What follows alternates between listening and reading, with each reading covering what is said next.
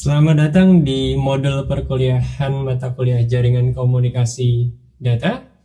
Pada modul ini kita akan membahas bab berikutnya, yaitu mengenai transport layer. Pada modul sebelumnya kita sudah membahas mengenai application layer. Seperti kita tahu bahwa jaringan komputer itu dibangun atas 5 layer utama. Yang pertama adalah application layer, kedua adalah transport layer, yang ketiga adalah network layer, yang keempat adalah link layer, dan kelima adalah physical layer. Untuk khusus pada modul ini, kita akan mencoba untuk melihat dan mempelajari mengenai transport layer. Jadi sebelumnya kita sudah mempelajari application layer, di mana kita biasa untuk melakukan pengiriman email, melakukan file transfer, itu semuanya berada di layer aplikasi. Nah, untuk dapat memahami lebih dalam lagi, ya, kita mulai ke arah bawah, yaitu mulai ke arah transport layer. Jadi kalau kita lihat dari bagian sebelumnya, kita mempelajari application layer. Ya, pada modul ini kita akan membahas mengenai transport layer atau layanan transport layer yang berada di bawah application layer. Layanan transport layer ini memang diutilisasi oleh application layer, dan dua common method yang digunakan di sini adalah TCP dan UDP. Jadi kalau kita lihat pada bagian ini, kita lihat ada UDP atau User Datagram Protocol, dan satu lagi yaitu TCP.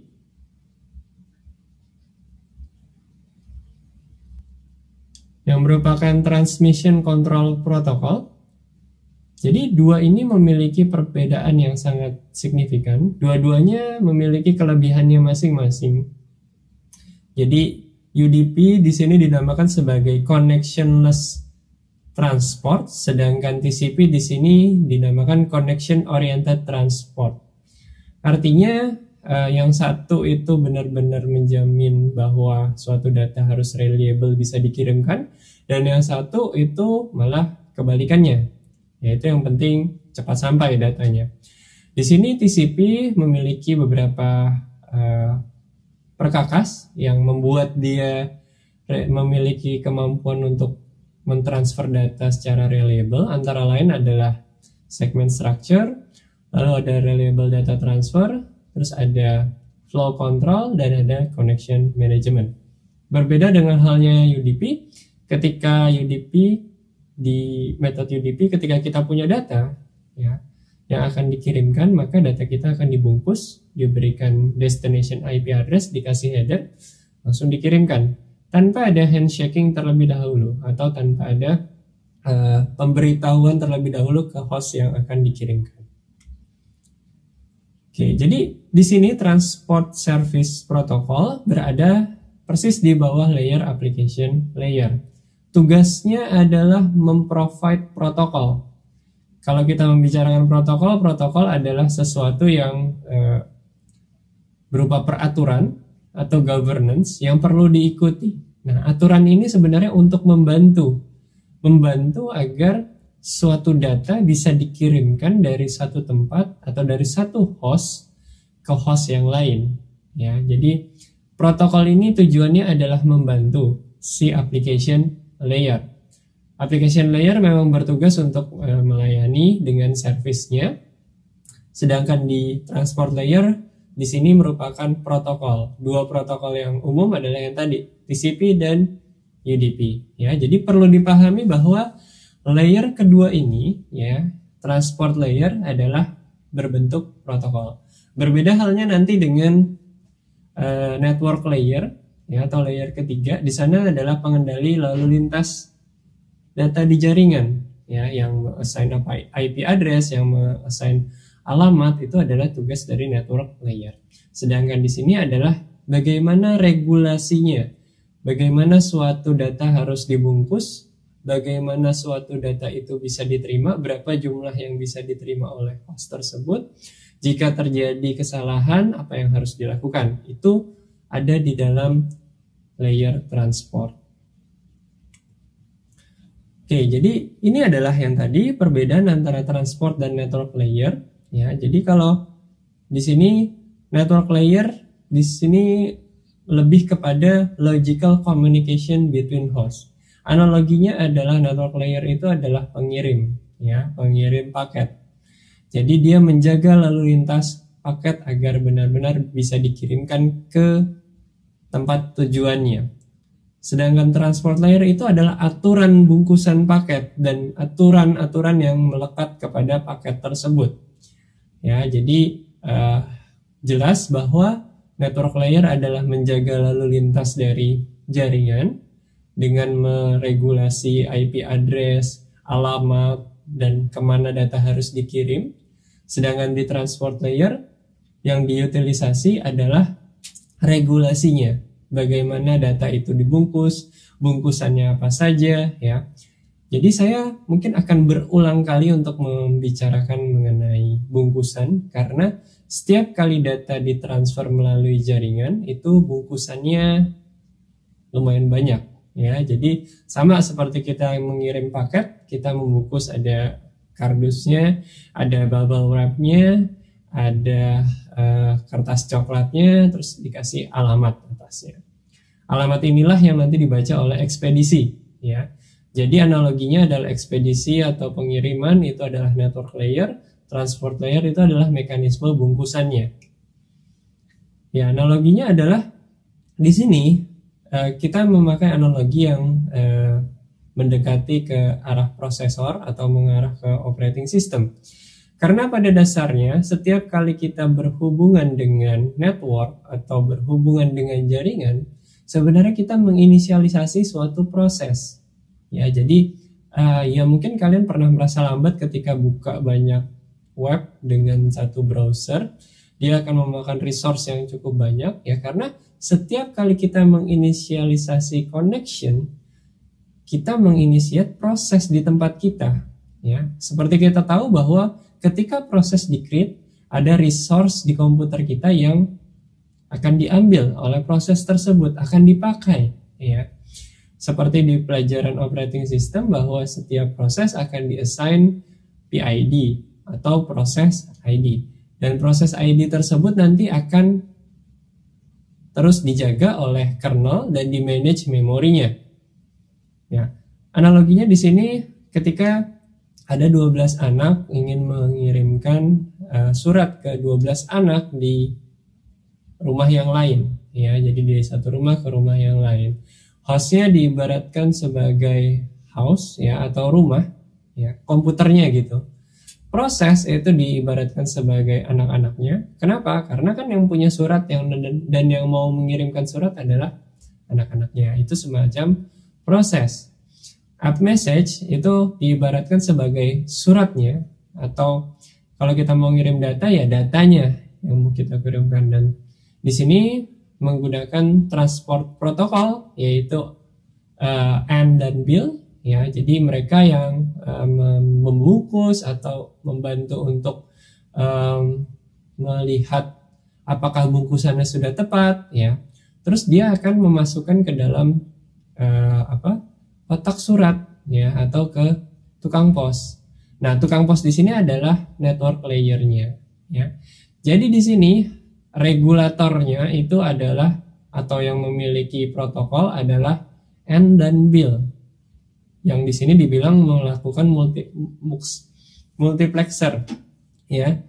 Jadi transfer protokol ini memang berperan sebagai regulator, ya. Regulator dalam artian regulator membungkus datanya, regulator membungkus envelope-nya, regulator menulis alamatnya di situ, regulator untuk mengirimkan kemana harus dituliskan di situ. Lalu petugas pos atau pelayanan pos itu sebagai network layer-nya, ya. Jadi mudah-mudahan analogi ini dapat kalian pahami bahwa di jaringan komputer, ya, ada juga yang berperan sebagai transport, ada juga yang berperan sebagai network layer, ya. Network layer berperan sebagai tukang posnya, sedangkan transport layer berperan untuk sebagai regulatornya. Ya, kalau kita lihat di sini perbedaan dua transport layer secara umum ya. Jadi ada namanya TCP dan UDP. Jadi seperti kita tahu bahwa TCP di sini adalah congestion control, lalu dia memiliki flow control, lalu perlu connection setup terlebih dahulu. Jadi tiga ciri ini menggambarkan ya bahwa setiap data itu harus dipastikan. Pertama, apakah dia macet atau enggak, atau padat atau enggak. Lalu flow dari data itu harus dikendalikan juga. Lalu yang pertama adalah dia harus melakukan setup koneksi dulu terhadap host yang akan dikirimkan datanya. Ya, jadi dia butuh kepastian untuk yang TCP. Sedangkan yang UDP ini adalah kebalikannya. Ya, jadi dia setiap ada data yang akan dikirimkan langsung bungkus, tujuannya kemana langsung kirim. Ya, tidak memakai untuk setup connection oriented terlebih dahulu. Ya, tidak ada flow control, langsung dikirim.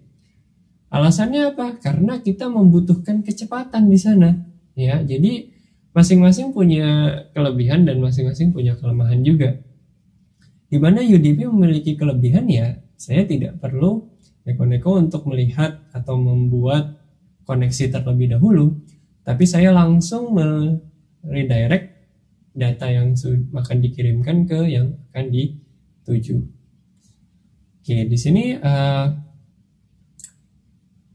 service yang tidak available yaitu delay guarantees dan bandwidth guarantees karena tergantung dari kepadatannya. Tapi bisa dipastikan UDP tidak melakukan setup koneksi terlebih dahulu.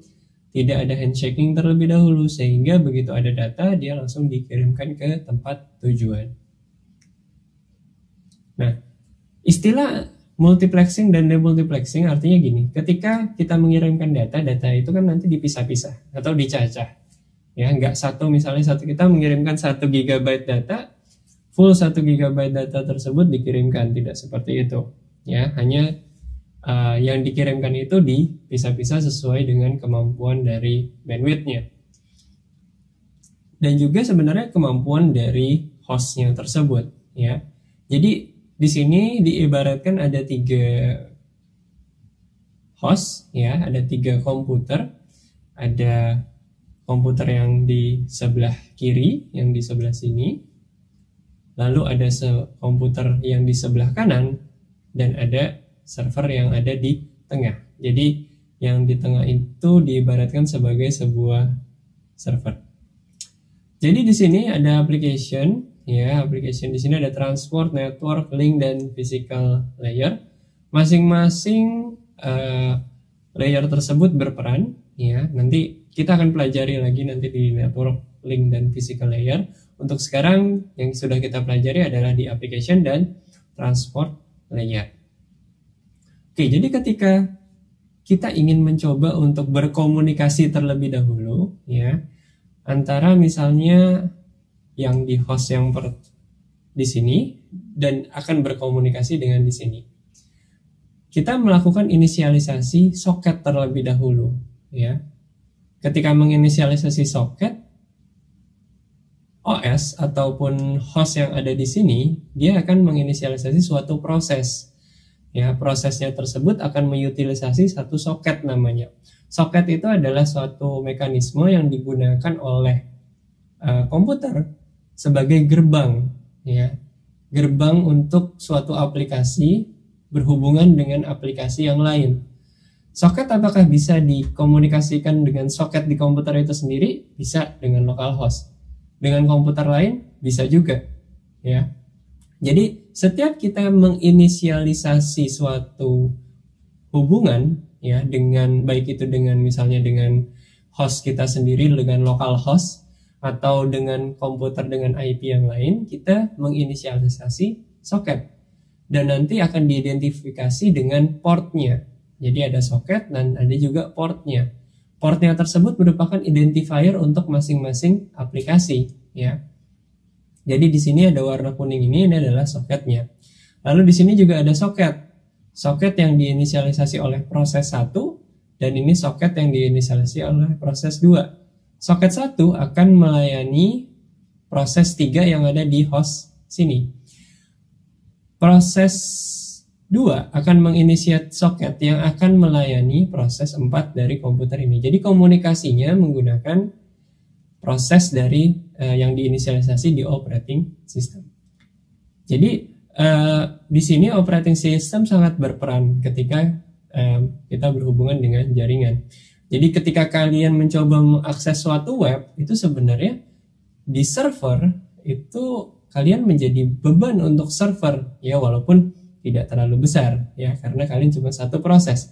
Tapi ketika ada ratusan atau ribuan proses yang datang secara bersamaan, otomatis server harus bisa untuk membagi layanan-layanannya ke dalam beberapa cluster, ya itu implementatifnya, ya. Tapi dari sisi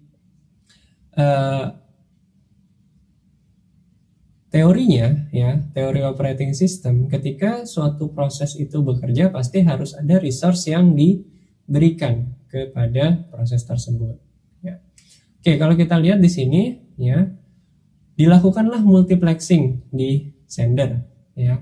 Jadi dia menghandle data dari beberapa soket, ya. Jadi setelah itu dia juga melakukan demultiplexing misalnya, ya. Kalau dia ingin mengirimkan sesuatu, ya.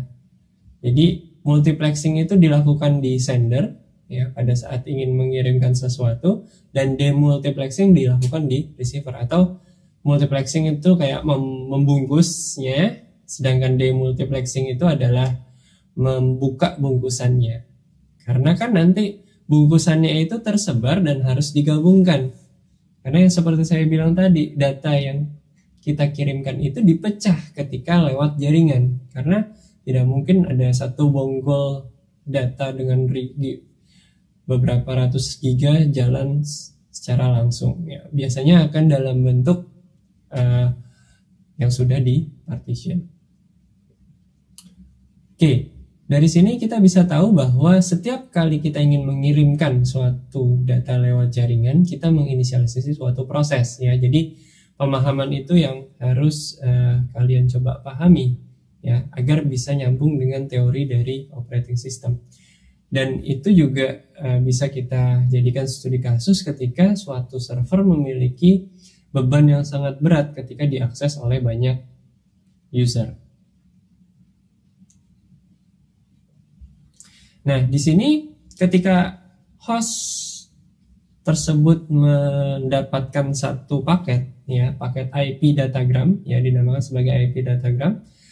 Setiap datagram itu punya namanya source IP address, ya. Jadi udah ada alamatnya. Seperti kita mendapatkan paket juga ada alamat pengirimnya dan juga alamat tujuannya, ya.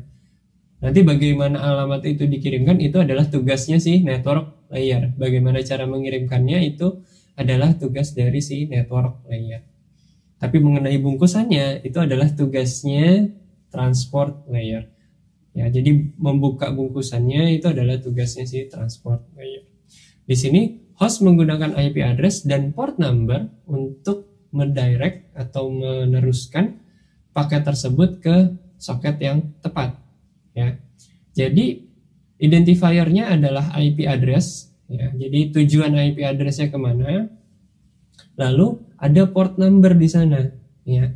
Karena setiap tadi aplikasi itu kan bisa menginitiate port number, ya. Jadi dia mendirect ke port number yang sesuai, dan port itu akan diassign oleh soket, yang soket itu diperoleh ketika proses dijalankan, ya, proses networking dijalankan. Ya, ini adalah bagan yang merupakan salah satu IP segment atau IP datagram, ya. Contohnya secara sederhana. Untuk UDP itu mungkin sederhana juga, tapi untuk TCP itu ada beberapa modes atau ada option yang IP datagramnya itu lebih kompleks, ya. Di sini ada source port, ada destination port, dan ada application data. Nah, di sini kalau kita lihat mengenai connectionless demultiplexing, ya, jadi Secara umum dia melakukan create socket ya di dalam hostnya sendiri ya. Terus dia juga dia melakukan meng-create datagram atau melakukan multiplexing terhadap datagramnya. Lalu dia menaruh di UDP datagram tersebut destination IP address sama destination port, terus source IP address dan source port. Lalu pada saat host menerima UDP segmen, ya, jadi dia mengecek tujuannya kemana, apakah benar ke sini atau salah tujuan. Terus akan mendirect UDP segmen ke soket dengan port yang sesuai, ya. Jadi port ini sebagai penanda aplikasi yang mana yang akan dikirimkan, ya. Jadi di sini istilahnya ada cukup banyak, ada IP address, ada port. Dan setiap aplikasi yang berhubungan dengan networking itu butuh soket dan port. Soket ini yang menginisialisasi portnya. Jadi port itu bisa berbeda-beda. Ada port umum yang biasa digunakan, ya. Biasanya puluhan sampai ribuan port yang umum atau common port. Tapi port-port yang custom itu bisa sampai sekitar 65.000, ya. Jadi itu bisa digunakan untuk berbagai jenis aplikasi. Nah, di sini IP datagram kadang-kadang datang dengan same destination port, ya, tapi source IP address-nya berbeda, ya. Semacam kayak kita mengakses suatu server. Dari sisi server itu yang di-detect adalah atau bisa dibilang destination port-nya adalah 80 karena misalnya dia pakai HTTP, ya. Pakai 80. Ya, dia akan masuk ke dalam port yang sama dari berbagai host misalnya, ya. Ini host A, host B, host C, host D, ya. Jadi akan didirect ke soket yang sama di destinationnya. Otomatis ketika soket masuk ke dalam soket ada proses baru yang muncul. Jadi ketika kita memiliki server, memang kita harus menjaga server itu dengan baik, terutama ketika ada datang serangan misalnya denial of service, ya, DDoS attack. Di situ kita bisa mengalami resource exhaust, ya, artinya memorinya nggak cukup karena berulang kali proses kita akan dipaksa, OS kita akan dipaksa untuk meng-create proses baru. Sehingga lama-kelamaan memori akan penuh dan sistem tidak bisa berjalan dengan baik. Oke, jadi untuk modul mengenai transport layer bagian pertama sampai di sini dulu. Untuk mengenai connection oriented akan dilanjutkan ke modul berikutnya. Oke, atas perhatiannya saya ucapkan terima kasih.